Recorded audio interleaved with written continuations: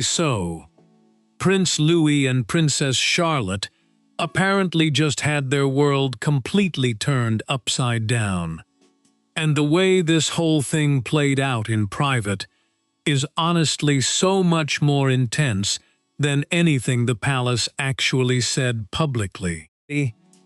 Like the official statement was careful and polished and vague the way these things always are. But what was actually happening inside Windsor while that statement was being drafted is where the real story is. And the timeline of who knew what and when they knew it is where things get genuinely complicated, because Catherine apparently made a decision that went directly against what some senior people wanted. And that choice is basically the reason the children broke down the way they did. Before we get into all of that, if you're new here on Crown Watch, hit subscribe so you don't miss updates on this story as it develops. All right, let's get into it. So, here's what happened.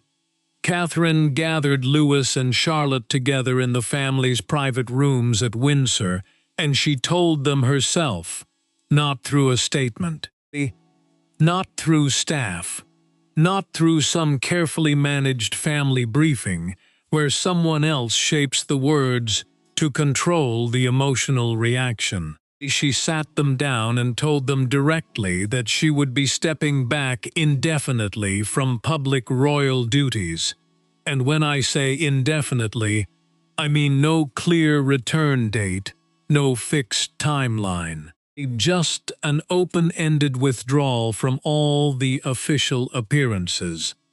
Charity visits, ceremonies, and public events that come with being a senior working royal. And she also told them that their own upcoming appearances alongside her were cancelled. So this wasn't just about her schedule changing. This was about their lives changing too. Now, Charlotte apparently blinked like she'd misheard, which makes sense, right? Because Charlotte is old enough to understand what royal duties mean. She's been doing some appearances herself. She knows the rhythm of it. She knows when her mother is supposed to be at certain events. So, hearing that all of that was stopping with no date for when it would start again, that's not a small adjustment. That's a fundamental shift in how she understands her mother's role and her own place in the family's public life. And Louis, being younger, apparently looked straight from Catherine to William, searching his father's face for some kind of answer that wasn't being said out loud, which is such a specific detail because it tells you that even at his age, Louis could feel that something was being held back. Kids pick up on that energy immediately. They might not understand the details, but they absolutely know when adults are scared. William was there the whole time, but the silence was apparently crushing him. Because here's the thing about William's position in this moment. He knew Catherine was trying to protect her health. He also knew she was trying to protect the children from what it feels like to be watched while you're afraid. Those are two different kinds of protection, and they were both happening at the same time. And William, who grew up in the most public grief imaginable, knows exactly what it's like to be a child whose pain becomes a public spectacle. So watching his own children start to absorb this news, knowing the world was about to find out, that's a very specific kind of helplessness. Charlotte tried to hold it together. She sat up straighter, pressed her hands together, and asked if her mother would still come to family events. And that question right there tells you so much about how Charlotte's mind works. She wasn't asking about the public stuff. She was trying to figure out if her mother was going to disappear from the private moments too. She was drawing a line between duty and family, trying to understand which part she was losing. Catherine answered quickly, maybe too quickly, promising that love came before duty. And that was when Charlotte's voice cracked. Not because she didn't believe her mother, but because she understood enough to know that something was seriously wrong. Not everything, but enough. Louis was the one who broke first. He moved toward Catherine and just clung to her. And apparently the force of it made William's face tighten. Which, honestly, that's the detail that gets me, because William has been through so much publicly, and he's usually so controlled. But watching his youngest son desperately grab onto Catherine like she might disappear, that's the kind of thing that cuts through any composure you've built up. Louis didn't ask about statements or calendars or ceremonies. He asked if his mother was going away. That's it. That's the question. And Catherine pulled him closer and told him no over and over. But the answer couldn't stop the tears, because here's the problem.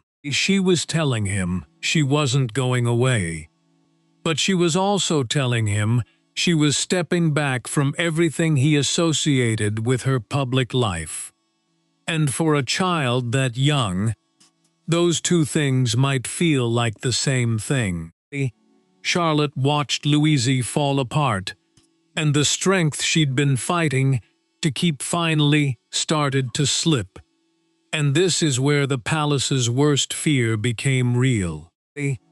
This wasn't a controlled announcement with carefully managed emotions and prepared talking points. This was a family wound opening, in real time, with nothing between the children and the pain except their parents. No advisors, no filters, no media strategy, just a mother trying to explain something devastating to two children who weren't ready to hear it now. This is where the story gets really interesting, because Catherine revealed something that made William look toward a side table. The announcement had originally been meant for senior aides later that day. The plan was to tell the staff who manage royal schedules and public messaging and official decisions before the world hears them. That's the normal process. The palace machine moves in a certain order, and the family usually follows that order. But Catherine refused. She refused to let the palace shape the words before her children heard them from her, and William apparently saw the sealed folder sitting near the lamp. The withdrawal papers Catherine had already signed, and his eyes changed. He knew in that moment that this was already done. She had made her decision, and she had made it alone before anyone else could weigh in. Charlotte followed William's gaze and saw the folder too. And this is where the shift happened from confusion to fear. Because Charlotte is smart. She saw the sealed documents, and she understood that this wasn't a pause. This wasn't a cancelled afternoon or rescheduled appearance. This was official. This was paperwork. This was real in a way that words alone couldn't convey. She turned to William and asked in a shaking voice whether things would ever be normal again. And William opened his mouth, but no easy answer came. Because honestly, what do you say to that? You can't promise normal when you don't know what normal looks like anymore. The titles apparently disappeared in that room. There was no Princess of Wales, no future king, no line of succession. And there was just a family trying not to fall apart. Catherine looked at Charlotte and Louis as a mother first. and that actually made the pain sharper, because she knew her place in the crown mattered. She knew the institution depended on her calm strength, her public image, her ability to smile through pressure and face cameras and courtiers and ceremonies. She could even face a medical warning written in cold, formal language. But she could not face the look in Charlotte's eyes when the child realized that adults had known before she did. That was the part that broke through everything else. William finally spoke, and apparently every word cost him something. He explained that he would continue many public duties alone, the official visits and royal appearances that show the family is still serving the country. He promised Charlotte and Louis that George would also be protected from too much attention. And this is where William's own childhood experience comes into play, because he understood a brutal truth that maybe other people in the palace didn't fully grasp. If the palace looked too calm, if they projected too much control, the children might be forced to carry the emotional weight in silence. William would not allow that, not after Louis had already asked if his mother was leaving them. He knew what it felt like to be a child performing strength while falling apart inside, and he was not going to let that happen to his own kids. Charlotte's hurt turned quiet, which honestly made it worse. She didn't shout. She didn't accuse Catherine directly. She just asked why no one had told her earlier. And that question cut through the room. Catherine reached for her daughter, but Charlotte stayed still, fighting the feeling that she'd been treated like someone too young to understand pain. And that's such a specific kind of hurt.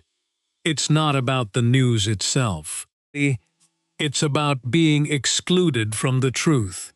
It's about realizing that the adults around you made decisions about what you could handle without actually asking you.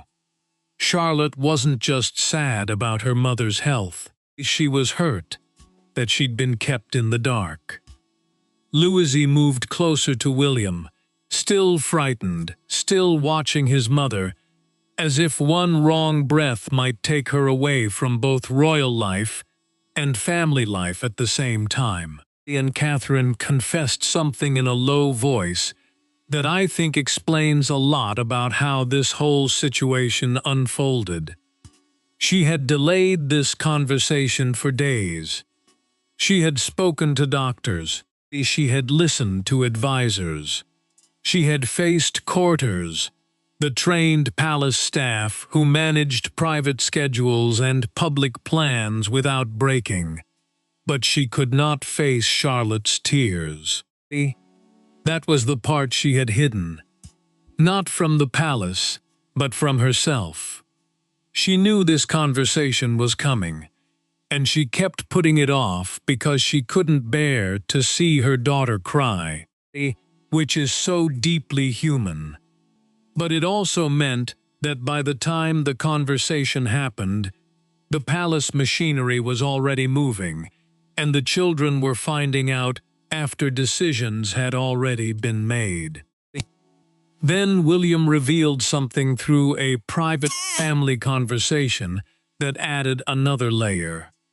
George had been told separately earlier that morning. The decision was made that George needed to hear it first, because his future role would pull him into questions the others might not yet understand. And I understand the logic there. George, as the future king, is at a different position. The questions that will come to him are different. The pressure is different. But Charlotte heard that and looked wounded all over again. Louise looked confused, then scared, because from their perspective, George got told first, which means there was a hierarchy to the truth. There was an order to who got to know. And Charlotte, who had been trying so hard to be brave and mature, suddenly felt like she'd been treated as less capable of handling difficult information than her older brother. Catherine saw both reactions and knew the truth hadn't healed them yet. It had only opened the door. William stepped out to call King Charles, and the silence he left behind felt heavier than his words. Catherine stayed with Charlotte and Louis, trying to hold the room together with nothing but love. And then Charlotte whispered the sentence that everyone had been afraid of. She asked if this happened because of them. If her mother's health crisis was somehow caused by the children. And Catherine froze. Louis turned toward his sister, and that single sentence pulled the whole family backward into the hidden moment that actually started everything. Because here's what the public didn't know.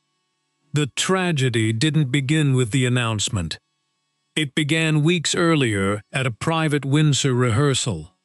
It was supposed to be a simple preparation for a children's charity ceremony. Catherine had smiled through the morning. Charlotte had practiced her curtsy. Louis had joked beside William. Everything was normal. Then one small moment changed everything. Catherine had been helping Charlotte prepare a short reading when her strength suddenly failed. This was for the Windsor Children's Patronage Ceremony, a family-focused royal event connected to charity supported by the Monarchy for children and young people. Catherine's presence mattered deeply for this event because her role gave warmth to the ceremony. And Charlotte's small part was meant to show quiet continuity inside the family. Instead, the moment became the trigger no one could forget. Charlotte saw her mother's face change before any aide could step in. Louis stopped joking. William moved fast, steadying Catherine before fear could fully take over. He tried to keep his voice calm, but the prince knew the children had seen too much. Catherine smiled at Charlotte and Louis, telling them she was fine. But Charlotte knew the smile was forced. Louis kept staring at William because he had heard the urgent whisper to the medical advisor. And that whisper mattered because it told Louis this wasn't tiredness. It wasn't a small pause. It was something adults were trying to hide. Catherine later faced William in private, and they apparently had an argument that cut deep because both of them were right. She wanted to keep serving. He wanted her safe. She believed stepping back would frighten the children even more. But William insisted the opposite was true. Every appearance, every ceremony, every forced smile would now carry risk.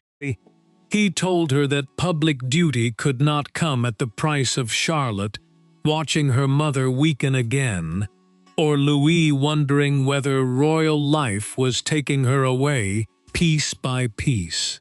A senior doctor then put the warning in writing.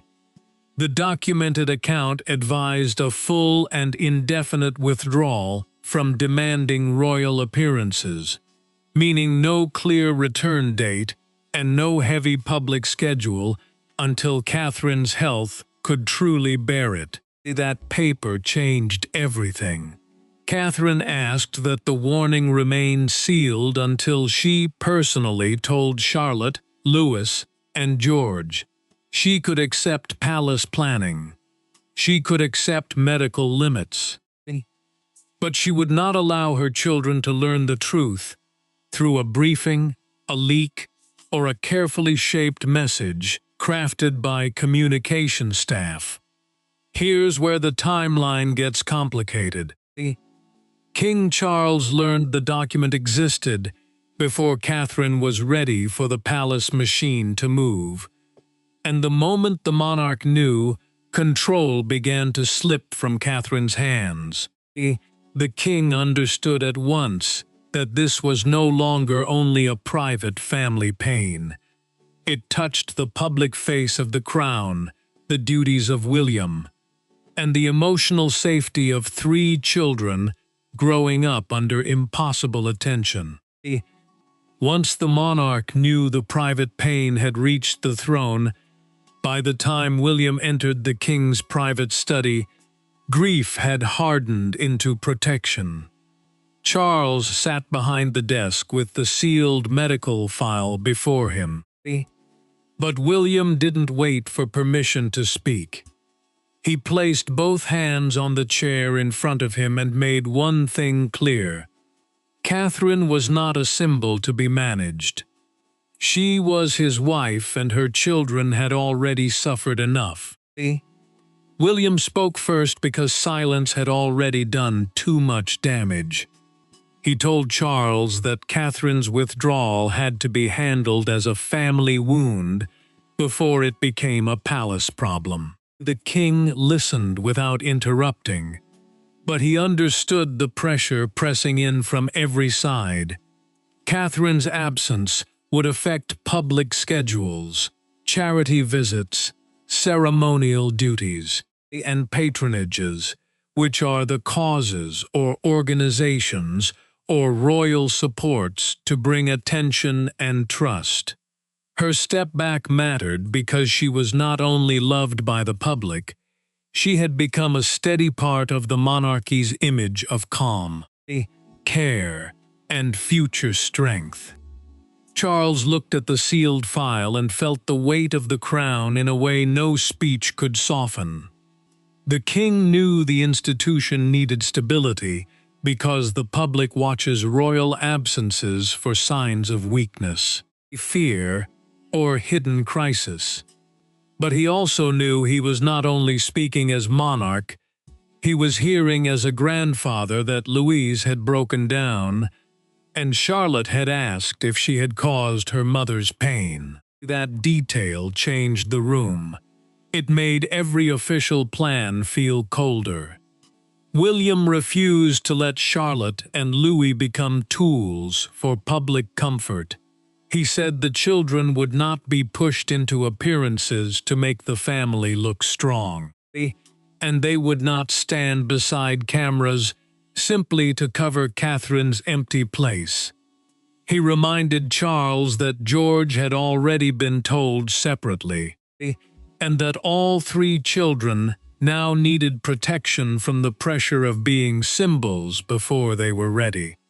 William's voice stayed controlled, but anger sat beneath every word. Then Charles revealed something that made William's face change.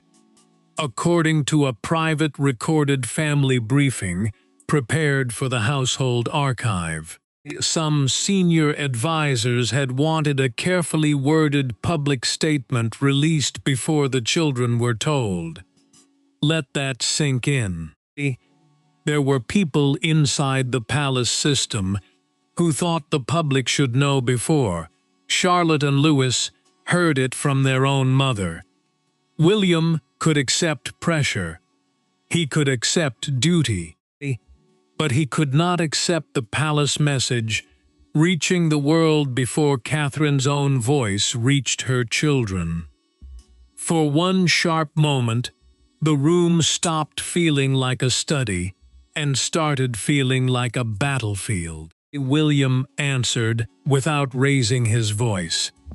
He slid Catherine's signed withdrawal paper across the desk and let the decision speak for itself.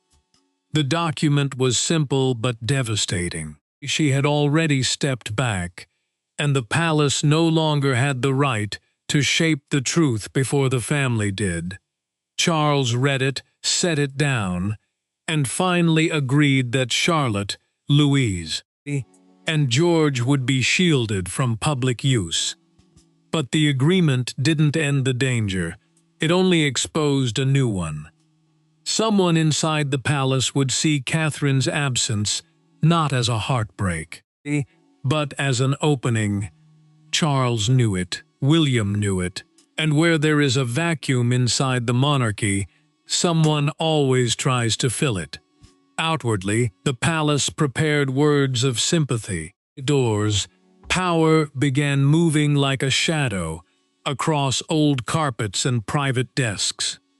Catherine's withdrawal was not only a family heartbreak, it changed who appeared, who represented, who influenced, and who stood closest to the throne.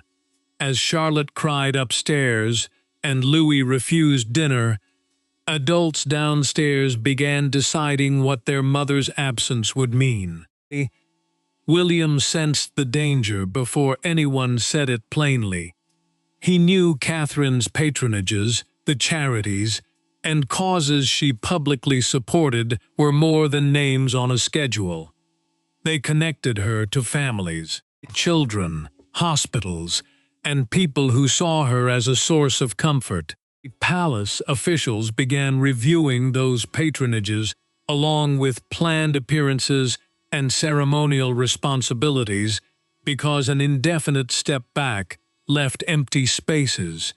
The monarchy could not ignore, and empty spaces inside the royal system do not stay empty for long.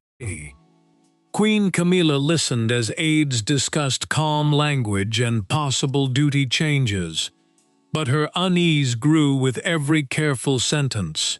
She understood the palace needed to look steady. She also understood that moving too fast would look cold. Catherine was still upstairs with children who had just watched their world shift, and yet downstairs people were already speaking of redistribution. Camilla did not like the speed of it. Still, she did not stop the conversation, and that silence carried its own weight. Sophie, the Duchess of Edinburgh, stepped in quietly. But her words landed harder than any raised voice. She warned William that Charlotte and Louis would remember this moment forever.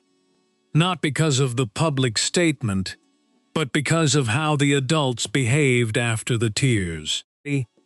Sophie knew children carried emotional details differently from adults. They might forget the exact words. They would not forget whether their mother was protected or replaced. William heard that and hardened. He would not let Catherine's absence become someone else's opening. Then the draft appeared. A proposal written as a private administrative note suggested moving several family-facing patronages away from Catherine immediately. The document claimed it would prevent confusion. But William saw something else. He saw haste. He saw control dressed up as concern. He saw the first sign that Catherine's pain could be used to rearrange influence around him before the family had even found its breath. The prince pushed the paper back and said no decision would be made over his wife's head. Charles read the same proposal alone later, and the king's face changed. He knew the monarchy depended on order because public trust often rests on the belief that someone is always ready to carry the duty. But he also knew Catherine had earned loyalty that could not be handed over like a place card. The monarch set the proposal down without signing it. Then he said her name softly, as if reminding the room that she was not a vacancy. Charles refused to rush the transfer, and for one brief moment, compassion held back control.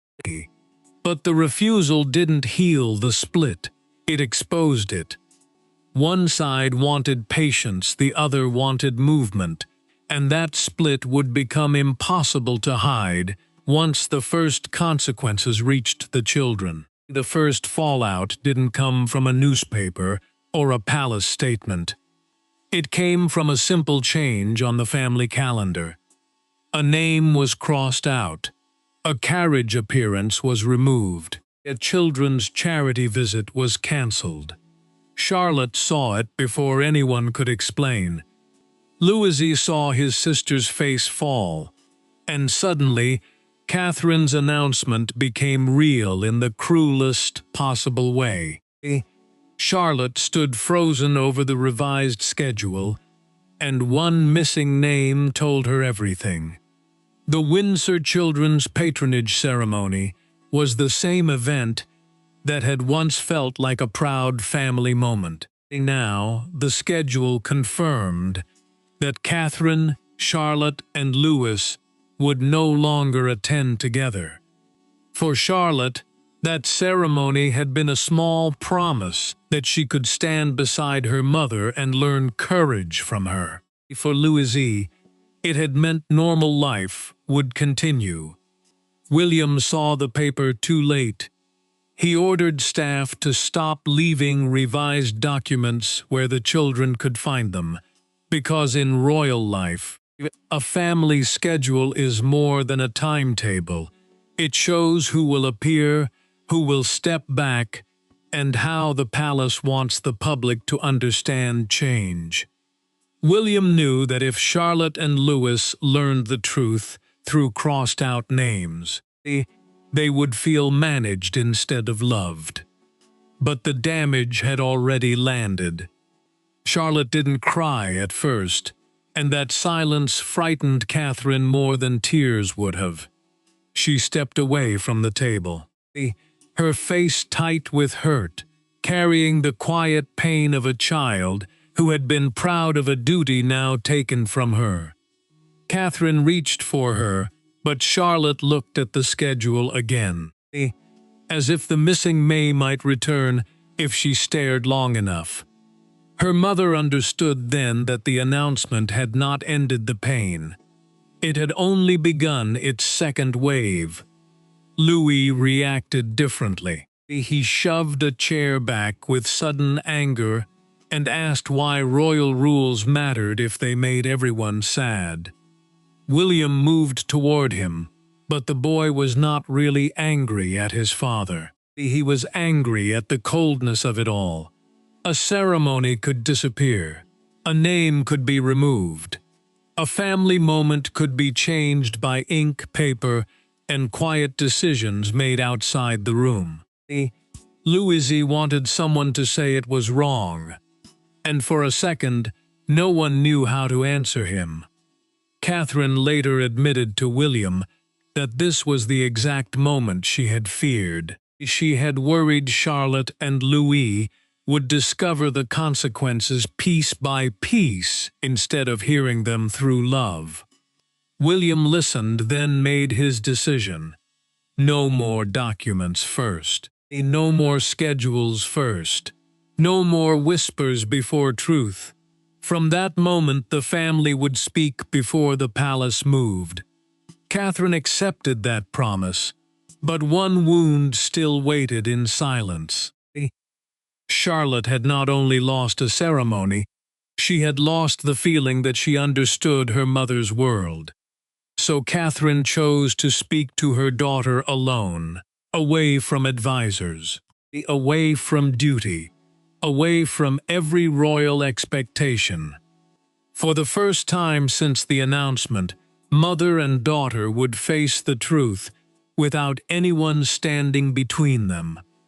There were no courtiers in the room, no schedules, no polished statements, just Catherine and Charlotte sitting close enough to hear each other breathe.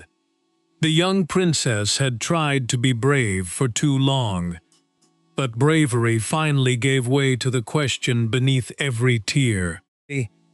She asked if her mother had stepped back because the children had become too much to carry. Catherine reached for Charlotte before the silence could grow cruel. She had chosen this private mother-daughter moment over another family briefing, because a briefing is a managed conversation where words are shaped to control fear, before anyone speaks from the heart. Catherine knew. Charlotte did not need careful palace language. She needed her mother. Charlotte had been standing between two worlds, old enough to feel the weight of royal duty, but still young enough to believe she might have caused the pain around her. Charlotte finally revealed the fear she had been hiding. In a recorded private family account, later kept for William, she admitted that she thought the rehearsal incident was partly her fault, because Catherine had been helping her with the reading when her strength failed. The words came out slowly, as if saying them made them more dangerous. Charlotte remembered her mother's face changing. She remembered Louis freezing. She remembered William moving quickly, and in her young mind, the timing had turned into blame. Catherine took Charlotte's hands and stopped that thought before it could bury itself any deeper. She told her plainly that no child caused this decision. No reading, no ceremony, no mistake, no moment of fear. She explained that royal duty meant the public work expected from the family, but no duty mattered more than love, health, and truth inside their home. Charlotte listened, but the pain did not leave her at once. It broke open first. Charlotte finally cried without trying to hide it. Catherine did not tell her to be strong. She did not ask her to stand tall or remember who she was. She simply let her daughter fall apart, because sometimes love does not fix pain quickly. Sometimes love stays close while pain speaks. The young princess had carried bravery like a shield, and now the shield was gone. Catherine held her and made the promise Charlotte needed most. She might step back from the balcony, ceremonies, and public duties, but never from being her mother. Louis appeared at the doorway before either of them expected it.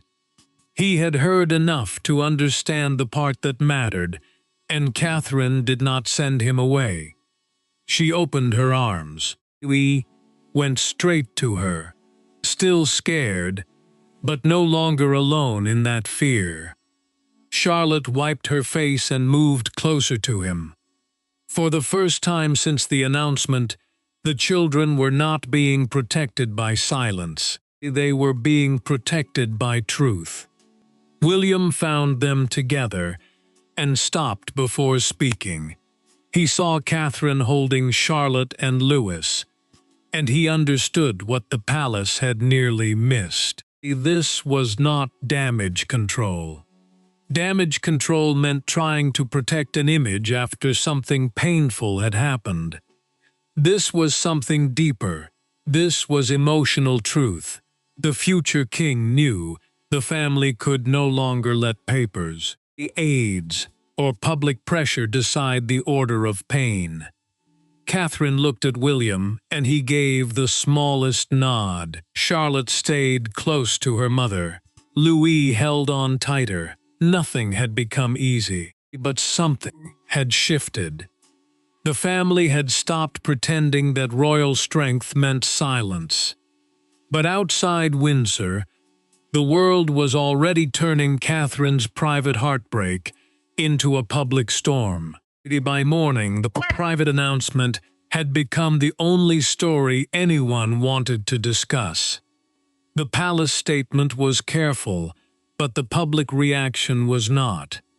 People didn't focus on protocol. They focused on the children, Charlotte's composure, Louis' heartbreak, Catherine's absence, and across Britain, one image took hold: a mother forced to step back, and two young royals learning too early what duty can cost.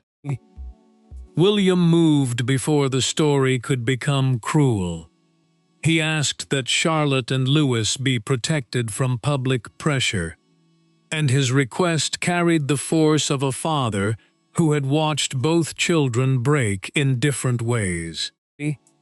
The palace statement confirmed Catherine's indefinite withdrawal from public duties and the cancellation of the children's planned appearances beside her. The public had not simply lost a royal face from the calendar. They had witnessed a family choosing health over performance. Catherine stayed away from the noise, but her absence spoke louder than any speech. Parents across the country understood the choice in a deeply personal way. They saw a mother refusing to let duty swallow her children's peace. They saw Charlotte trying to stay brave. They saw Louise reacting with the honesty only a child can carry. The sympathy grew quickly because the story was not about status anymore.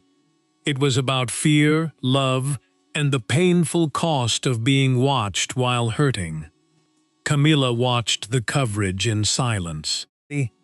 And the queen consort understood something the palace could not easily solve.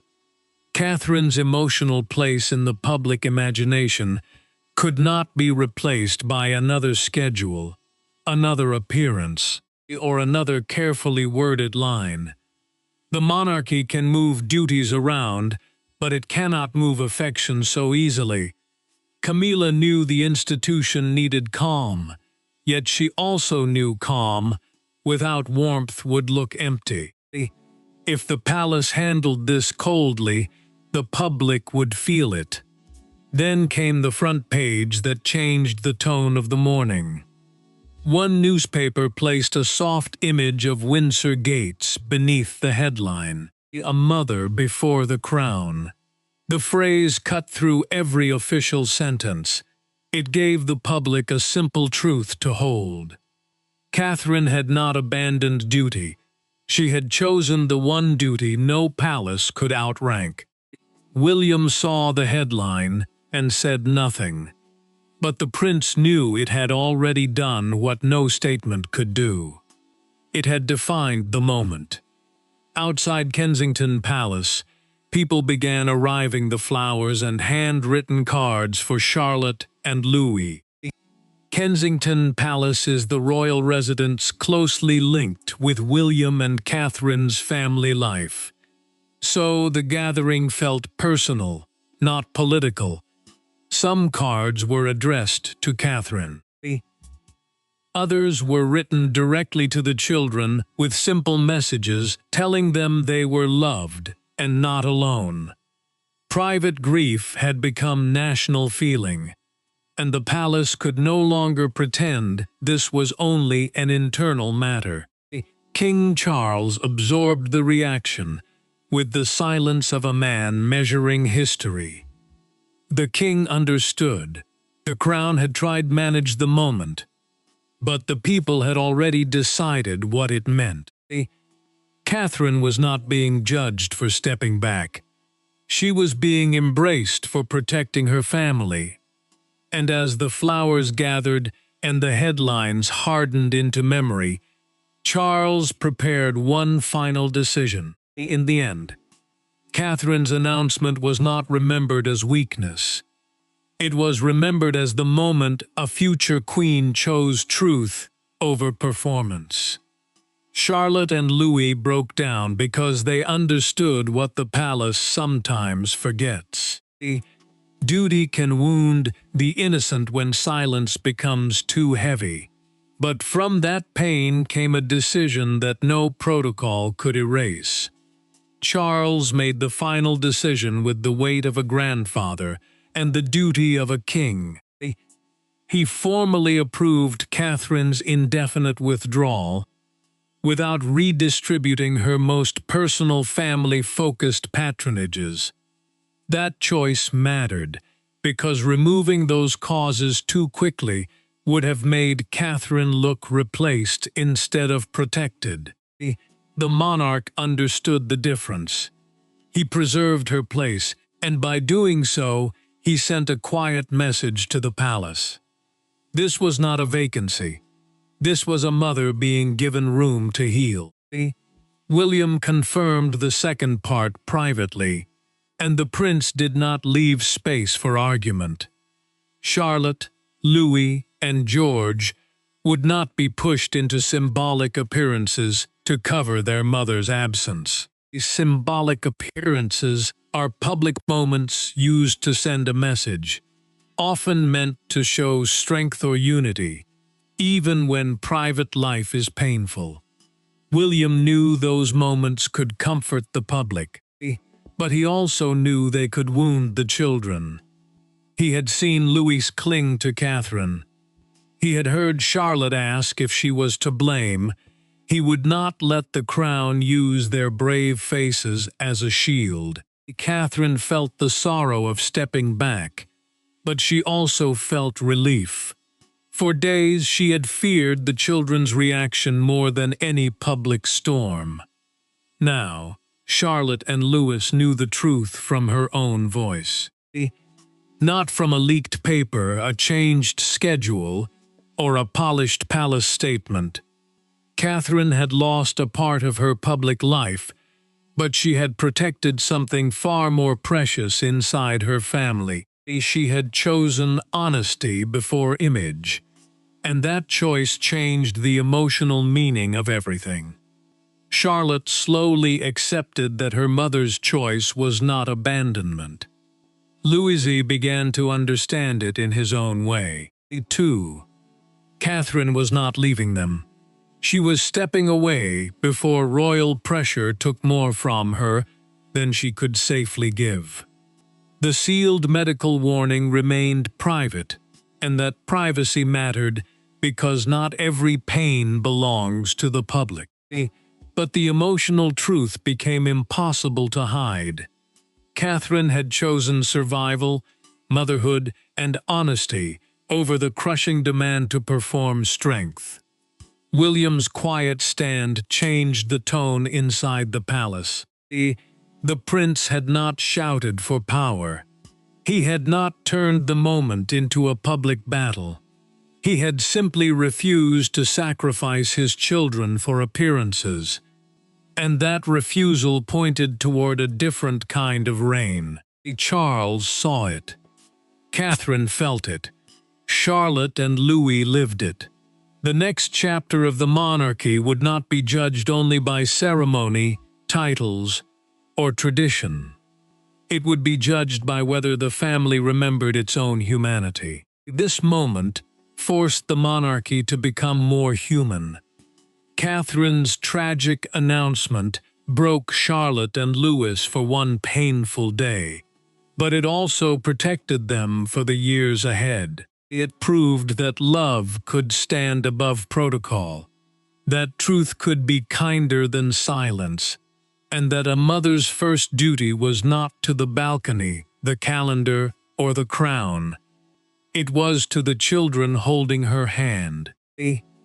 And that is why this was not only the day Catherine stepped back, it was the day her family stepped forward around her.